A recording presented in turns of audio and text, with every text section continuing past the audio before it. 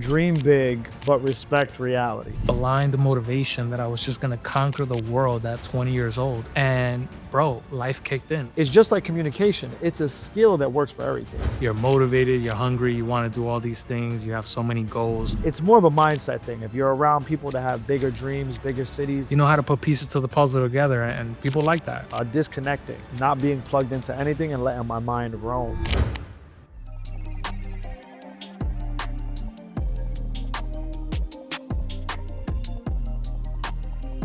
I love that. Number one, communication skills. I'm gonna quickly go into number two because we gotta get to this full list of 10. And I think this one is a broad category, so I'm gonna try to unpack it a little bit, but learn to manage your time and energy in your 20s. Because as you get older, those are two things that are not a luxury, your time and your energy. When you're in your 20s, you have hella energy. You're down to do anything. You can go out all night, you can drink, you can stay out till 4, pop up at 9 in the morning, go to the gym with your boys, go to the beach after. Bro, you remember we were hanging out at that time in our lives. You could mash out for fucking 2 weeks straight and get everything done in your early 20s. And I don't think you realize how valuable your energy is at that time. And the other part of that is time. There's only 24 hours in a day. If you can really choose what you do in the little bit of time that you have free or the time that you have in a 24-hour day, if you're 21 and you're in your 20s, I'm gonna assume you're already graduated from college. So I don't wanna hear about school in the most proper way. The only thing you're really putting your energy into is maybe a job, full-time job, part-time job. And then after that, you should have a calendar that's pretty empty.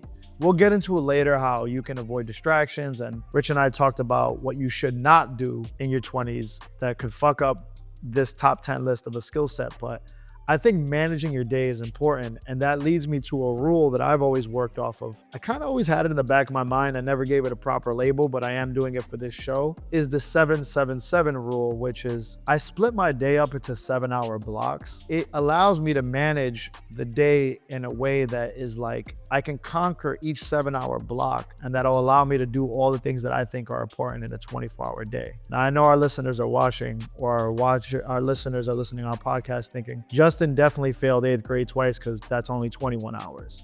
I'm not a fucking idiot. 7 times 3 is 21. What the 3 hours is for chaos and randomness and people that want to waste your time, or emergencies, or hobbies. I find in 2025 and beyond, sometimes I just look forward to just not being plugged into anything and letting my mind roam, going for a walk, disconnecting.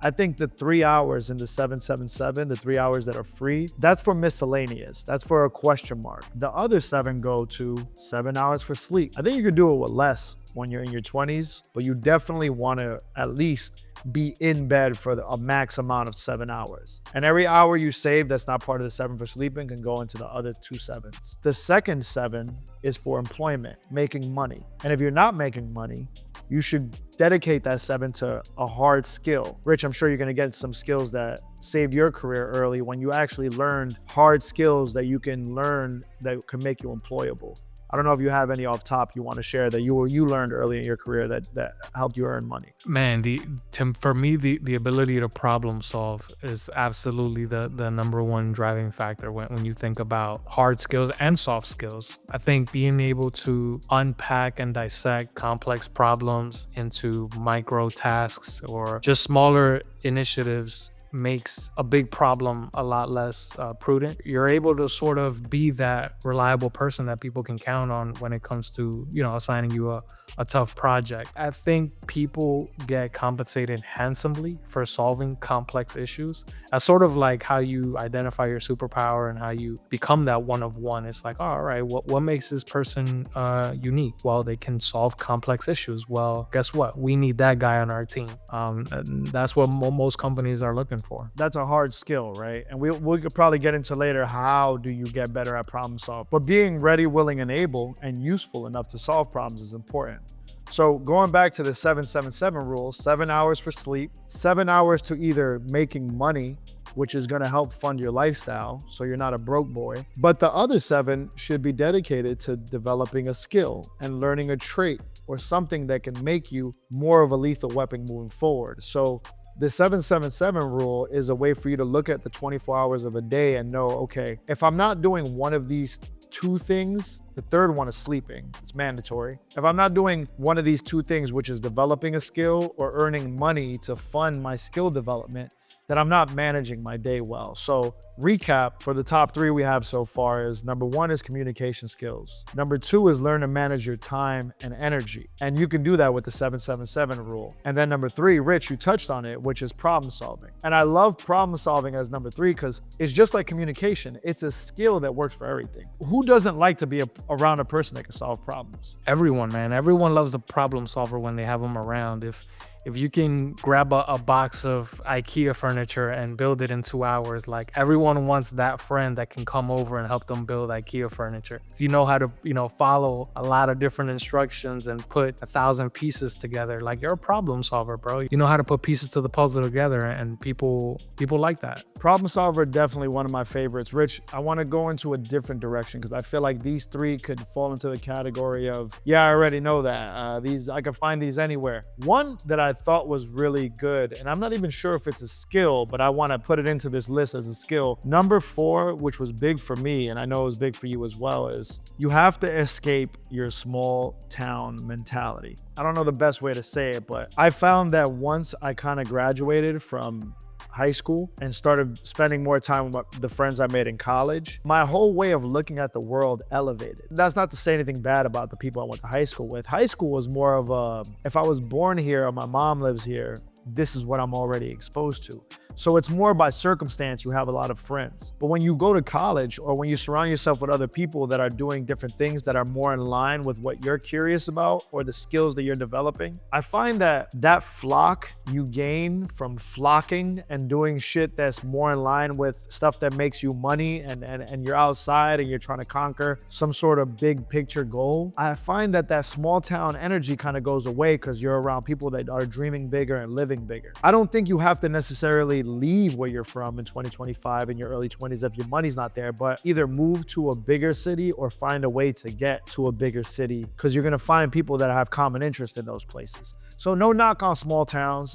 We all come from a different hood. I'm just saying it's more of a mindset thing. If you're around people that have bigger dreams, bigger cities, they tend to have bigger aspirations, and you could kind of be around a peer group that motivates you. You know what that reminds me of? We should probably unpack this a little bit, but have you ever heard of the term like blind motivation or like dumb motivation? It's sort of like you're motivated, you're hungry, you want to do all these things, you have so many goals, no sort of clear direction, but you're just trying shit to try shit. I feel like that could be a time waster, right? Like maybe we sort of bucket that in the things not to do. I remember when I was 20 years old, bro, I was going to community college full time, and I was also in real estate school on the weekends. So I'm 7 days a week just cramming information into my brain, and I'm like, I'm gonna get a college degree and I'm gonna be a real estate agent and I'm gonna get all this money and I'm gonna sell houses and have rentals. And I had this like blind motivation that I was just gonna conquer the world at 20 years old. Bro, life kicked in. I got my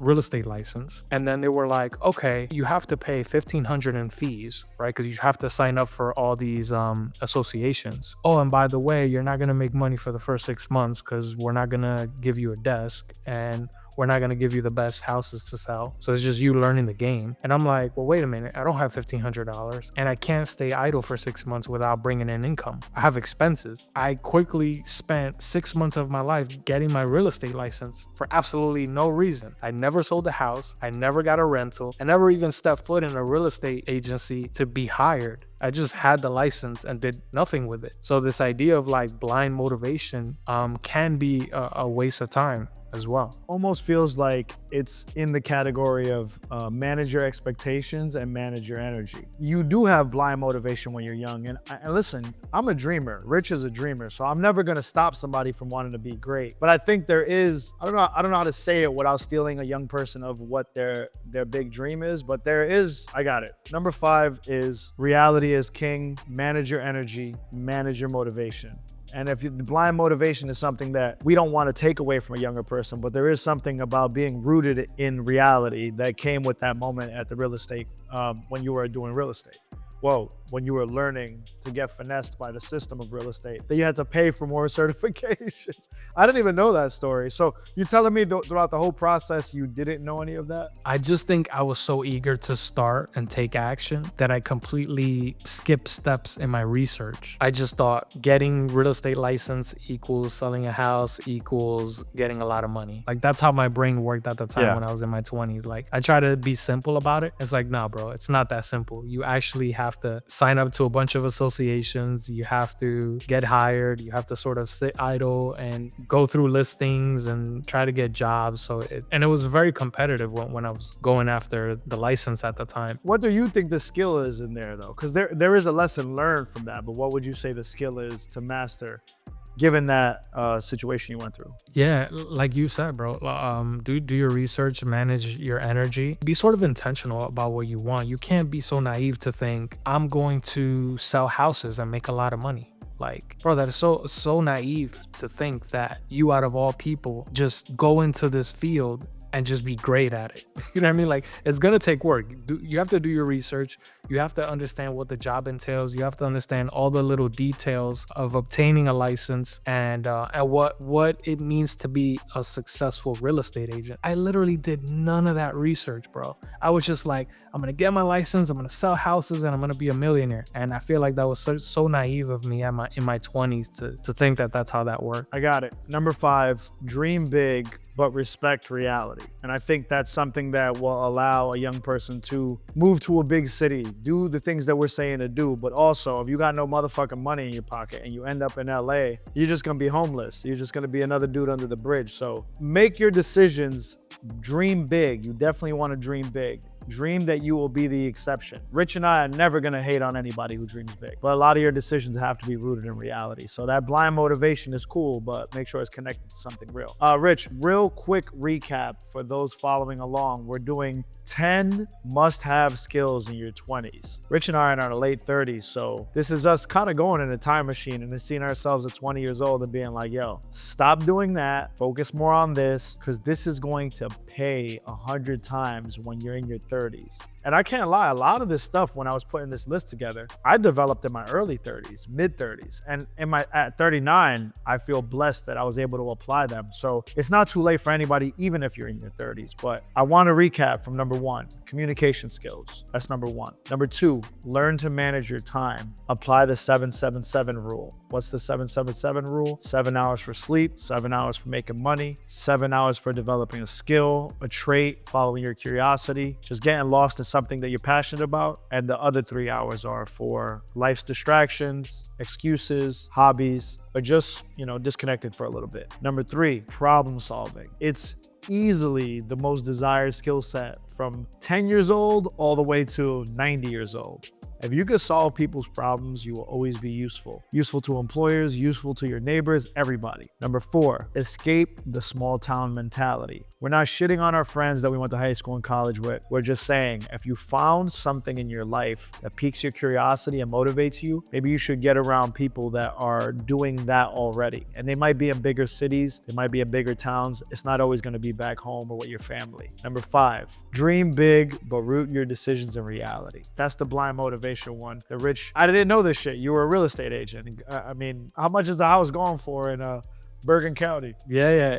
I mean, this is a good segue to number 6. It's just financial literacy, which we probably should have had higher up there, but this one's interesting, right? Because when you're in your 20s, you're pretty strapped for cash, right? Like you're college broke usually. I remember my 20s, I spent a lot of time just going out to eat. I spent a lot of time on food, on alcohol. That probably wasn't wise. I feel like if I had to do it all over again, I would educate myself more on investing, even if I didn't have the money to invest yet, right? So you look at things like learn what are the top most popular stocks, right? Your Google, your Teslas, your Nvidia, learn what an earnings report is, learn what dividends are, learn what a stock split is, what stock options are, what an IPO is, and all these like stock investing terms now in your 20s, so that when you do stumble upon some money in your 30s, you're sort of not starting from zero and you have some baseline knowledge of, okay, I know how investing works. I have money. Now I can deploy some of that money in different investments. So I think this one is highly underrated. And it's unfortunately, it's not taught in schools. So we kind of are always behind when it comes to financial literacy.